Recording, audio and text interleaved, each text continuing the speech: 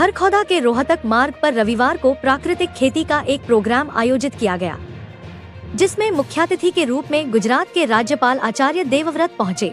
उन्होंने खरखौदा उपमंडल के लोगों को जागरूक करते हुए कहा कि हरियाणा की पावन धरा, जो कभी अपनी सात्विक जीवन शैली और अखाड़ों के लिए जानी जाती थी, आज एक बार फिर कृषि क्रांति की ओर कदम बढ़ा रही है। इस कार्यक्रम प्राकृतिक खेती समृद्ध किसान सम्मेलन में विशेषज्ञों, राजनेताओं और सैकड़ों किसानों का महाकुंभ उमड़ा। कार्यक्रम के मुख्य अतिथि गुजरात के राज्यपाल आचार्य देवव्रत ने किसानों से आह्वान किया कि यदि हमें अपनी आने वाली पीढ़ियों को कैंसर जैसी बीमारियों से बचाना है और धरती को बंजर होने से रोकना है, तो हमें प्राकृतिक खेती को अपनाना ही होगा। अपने संबोधन में राज्यपाल आचार्य देवव्रत ने बेहद गंभीर लहजे में रासायनिक खेती के दुष्प्रभावों पर प्रकाश डाला।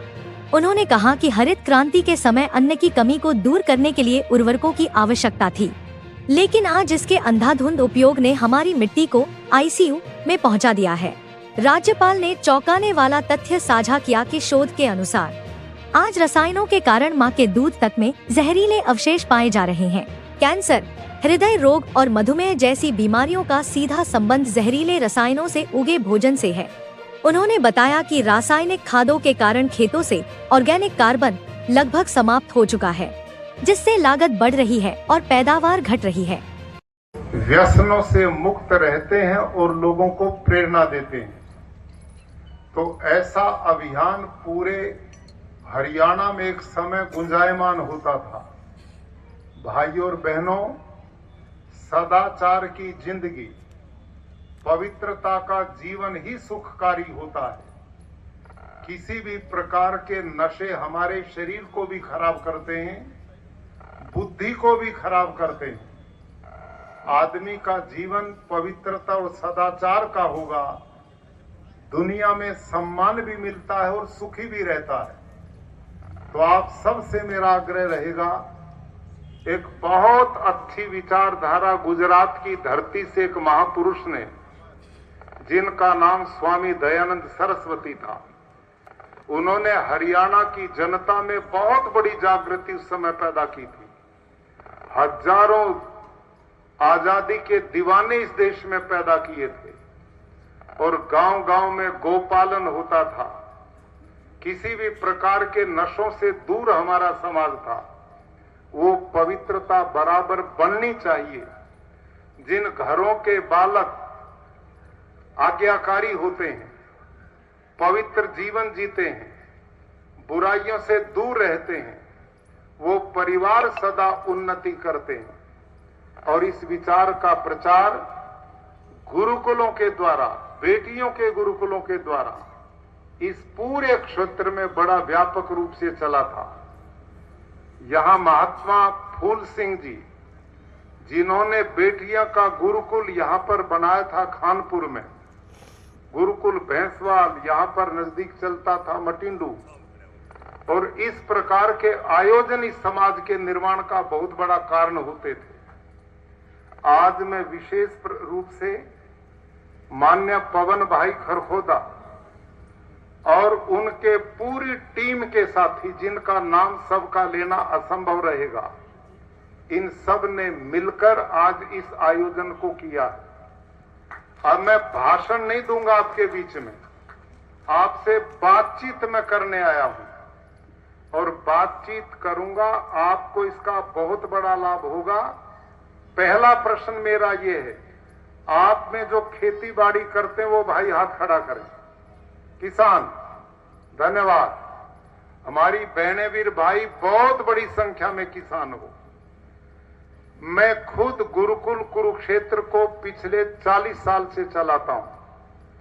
वहां गुरुकुल में 200 एकड़ भूमि है, जो आर्य प्रतिनिधि सभा हरियाणा के सौजन्य से चलता है।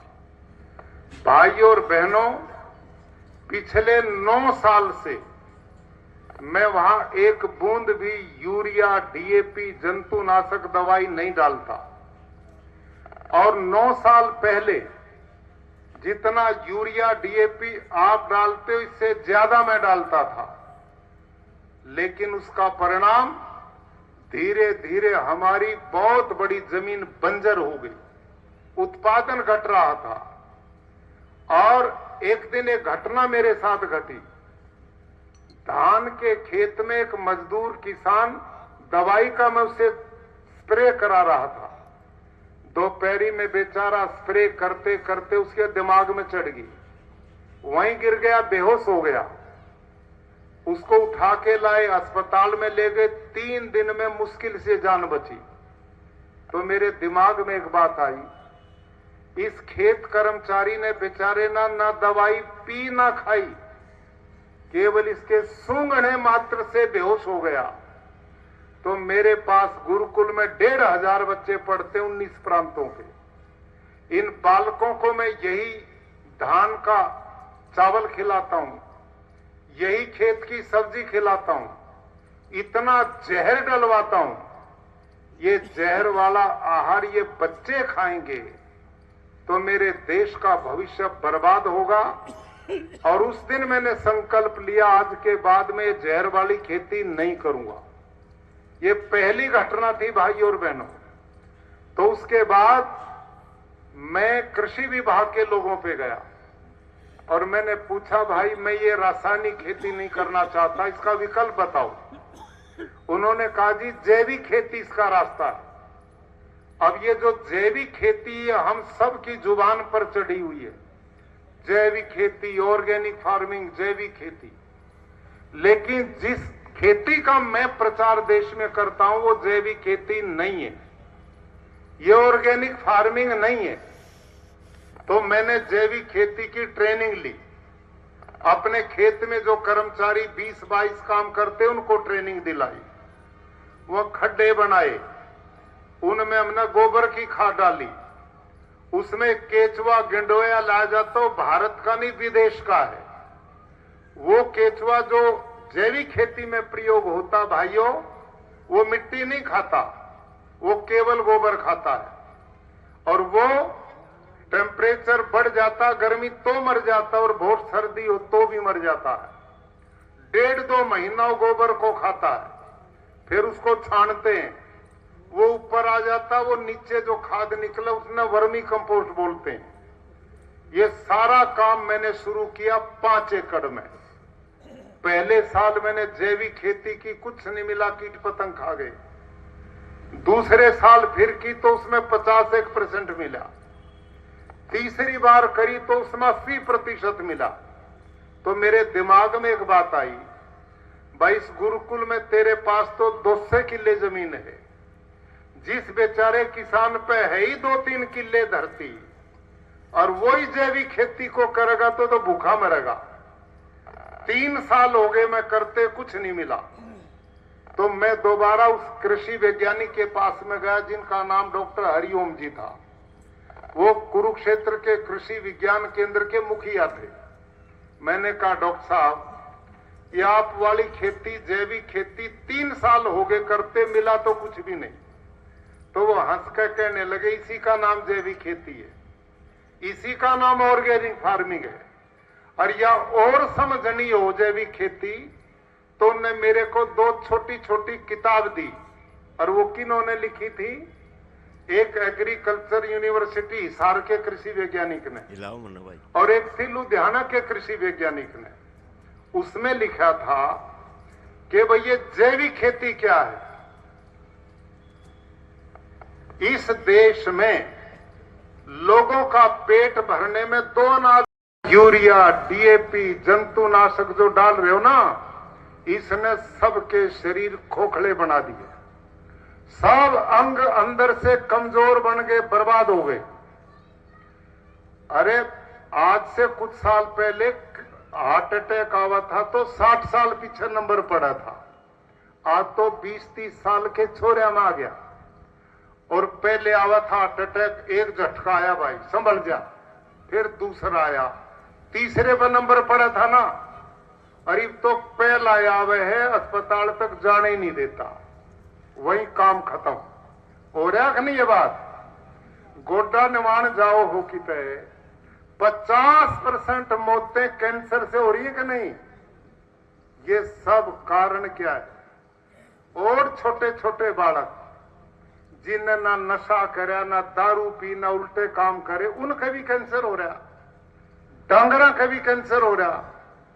यूरिया आज यहां एक स्क्रीन नहीं है, नहीं मैं उस पर दिखाता तुमने। अभी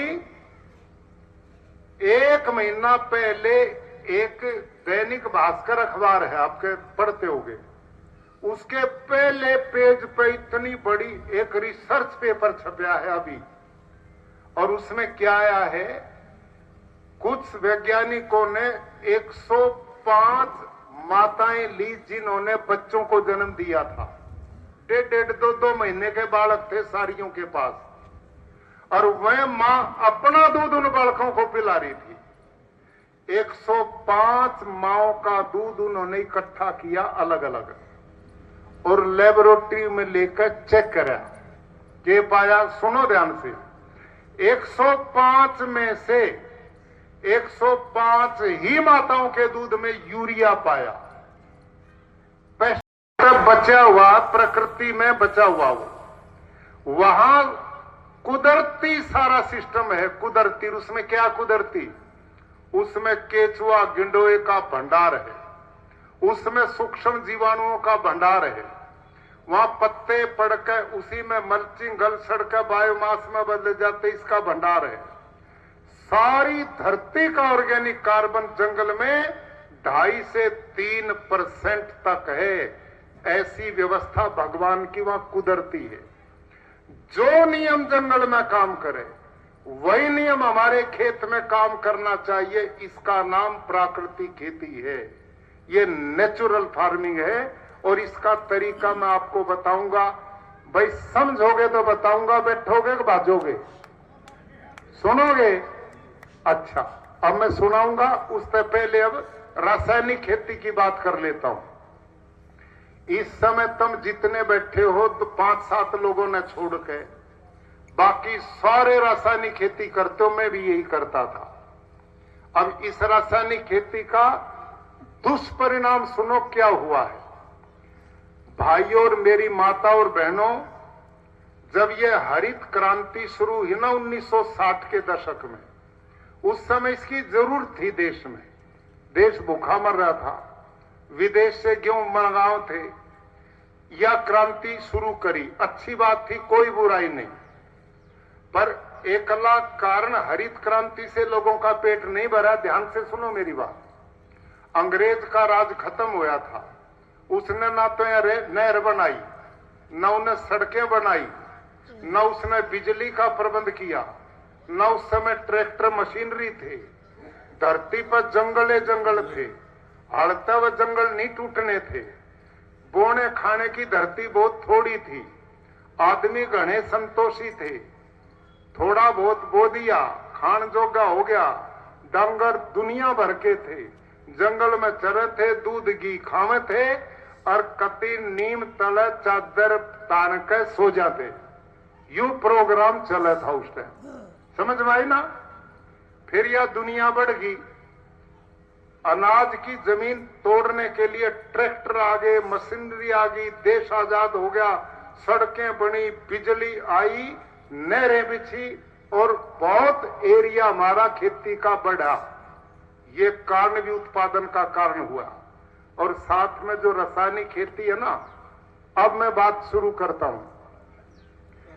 जब ये यूरिया डीएपी शुरू कर, एक डॉक्टर मैंने थे जो अमेरिका पढ़ के आए थे, उसने क्या लिखा है शुरू में कि भाई रासायनिक खेती करो लेकिन अपनी परंपरागत खेती मत छोड़िए। उन्होंने लिखा है वहां पर, यदि तुम अकेले यूरिया डीएपी पे चल पड़े तो बर्बाद होवोगे, और यदि आप अपनी परंपरागत गोबर की खाद, गोमूत्र ये खेत में डालते रहे अवशेष, और फसल बदल बदल कर बोते रहे तो लंबा चलोगे। लेकिन हम आलसी हो गए, ना कृषि विभाग ने चिंता की, छोड़ गए कतई। एक जमाना था, मेरी मां बहन बैठी हैं, डांगरा का लेंडा होता था। एक छोरी तो घर में गोबर बटोरन से ही हुआ करे थी। ये इकट्ठे करते थे, गोबर धन बोलते थे। आज घर में डांगर अपना ही गोबर खेत में नहीं डालते, ये मॉडर्न आगे। क्यों? सब यूरिया डीएपी पे जुट पड़े। और इसका परिणाम क्या हुआ? अब बोलना आपने मेरे पीछे। आज से 40 बरस पहले की बात करता हूं, केवल 40 बरस पहले। 40 बरस पहले कोई कैंसर ने जानता था भाई लोगों? कोई हार्ट अटैक ने जाना था? किसी का शुगर हो गया जाना था? किसी ने किडनी बदलवानी पड़े थी? किसी ने गोड्डे बदलवाए थे के? अरीब सब के बदल रहे, काम कुछ नहीं गोड्या का। एक आड़ी 40 किलोमीटर चल रहा था दिन में बुढ़ा पीछे, उसके तो गोड्डे बदले नहीं। और यहाँ कुछ नहीं करते, गोड्या का सारे लाइन में बैठे बदलवानते। क्यों भाई? ये प्रोग्रेस कहता ही या उन्नति कहता ही?